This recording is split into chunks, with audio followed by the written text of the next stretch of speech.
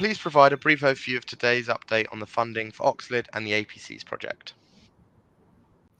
So under the funding announced today, Gelion will be working with QinetiQ, and what we will be doing is using our sulfur CAM material, working at QinetiQ's facility where they'll be constructing the cells, and we'll be making very high performance cells together. The CAM material, the sulfur cathode active material that we're using, we see as having the potential to make a huge impact across the battery industry. This is the first of the markets we're taking it into, the ultra high performance. So making very light cells with very high power, very wide temperature capabilities, and utilizing a lithium metal anode in this case. Now, the cathode active material that we're using, this came to us through the collaboration with Max Planck Institute of Colloids and Interfaces. It is quite remarkable. We also will be pairing that cathode material with other anode materials aimed at automotive and into wide energy storage use as well.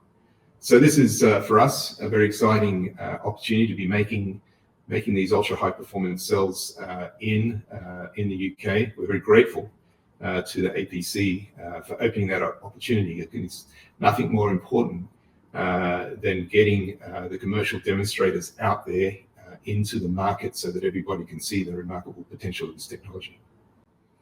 Why is this an important milestone for Gelion at this point in time? Look, it's really important for us at this point because we've brought this sulfur cathode material forward.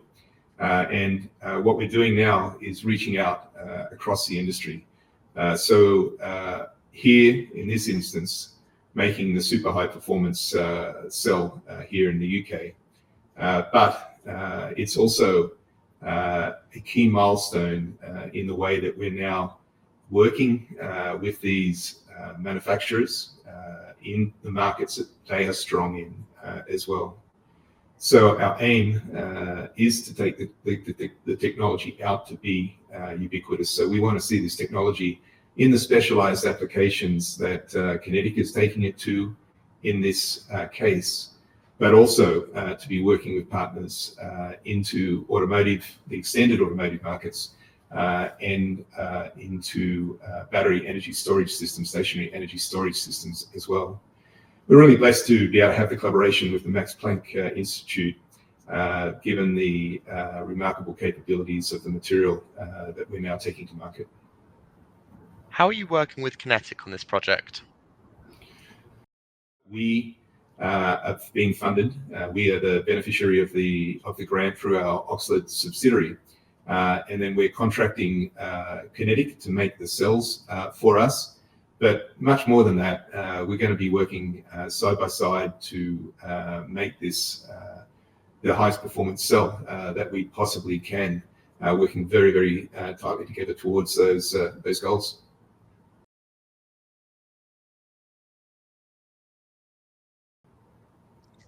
How does this work align with your ongoing materials testing agreement with a Tier 1 global battery manufacturer? Yeah, the material, we aim for it to be ubiquitous. We aim for it to be out there widely. We aim for this material to be able to be used in the full range of applications. So in the testing that we're doing, that we've talked about, where we're testing materials with Tier 1 manufacturer, we are utilizing the material in a range of, or testing the material against the performance needed for a range of applications. There's more, it's a little difficult for me to talk about yet, about what we're doing there, but the scope of potential of this material allows us to go beyond lithium metal, well beyond lithium metal, and to work in technology classes such as combining it with graphitic or silicon anodes in such a way as to make very important cells that we would benchmark up against other cathodes like NMC, We see sulfur as being a very low cost, abundant material that can be available to make high performance cells at a lower cost.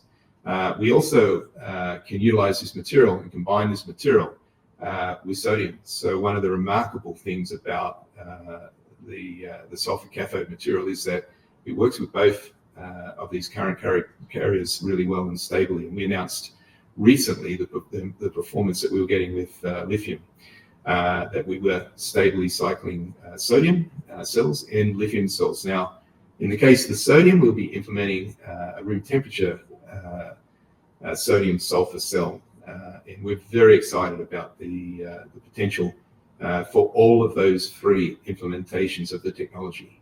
Lithium metal with sulfur, ultra high performance, but utilizing the material that we have access to now, not just high gravimetric energy, high power, wide temperature range, and good cycle capabilities.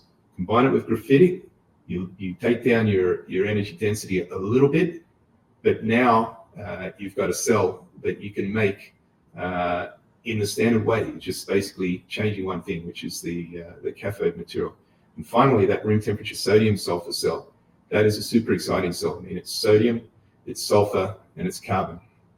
And this is a cell that can change things around the world because in terms of the battery supply chain, those materials are available and abundant pretty well everywhere around the world.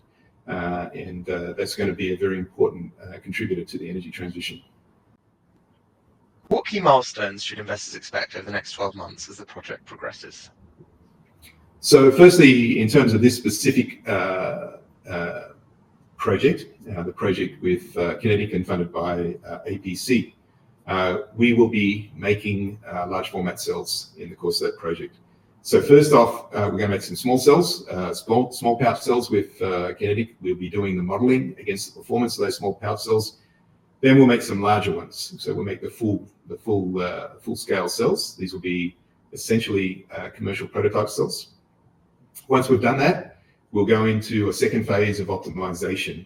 Again, we'll optimize the formulation of the cells, and then we'll go for broke. We'll be working to make the super high performance cell, and we're working on that project to pull that off inside the 12-month windows. We'll be demonstrating. We said we're going to demonstrate the cells at CEMEX 2026 in London. So very ambitious goals throughout the course of this project, and people will see those goals attained, I believe.